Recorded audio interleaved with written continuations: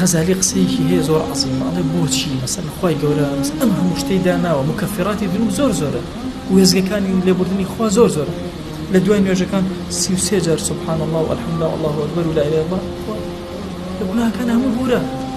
میوانێ هاتە ماڵەکەت گوناهەکان لەگەڵ قاچی خۆیان برد، چوویتە ماڵەوە ئەسسەلام عەلەیکم بەخێزانە خوا لە گوناهەکانە بورە. باشە بۆ ئەم هەموو وێزگانە بۆ شەو لە جێگاکەی خۆت هەڵسای لا إله إلا الله وحده لا شريك له له الملك وله الحمد وهو على كل شيء قدير لە هەموو گوناهەکان بورە. ئێوارەیە بەیانی سبحان الله وبحمده 100 جار ئەگەر بەقەدەر کەفی سەر دەریاکات گوناهەکە بخوا لێت بورە. فەرمێ بۆ ئەڵێ کە گوناهت کرد بڕۆ تەنەوعی عیبادەت کە چووکە نازانی ئەم گوناهە لەکوێ خوا لێتە بورە لە کام وێزگەیە.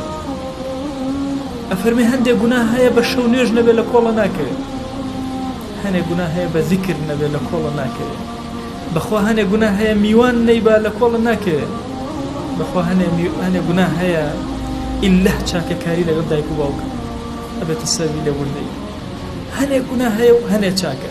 بڕۆ چاکەی زۆر کە گوناهەکەت کرد ئەکەویتەوە سەر سکەی ئاسوودەیی، ئارامی، ئاسایشی ڕۆح، دڵت ئارامە بێتەوە.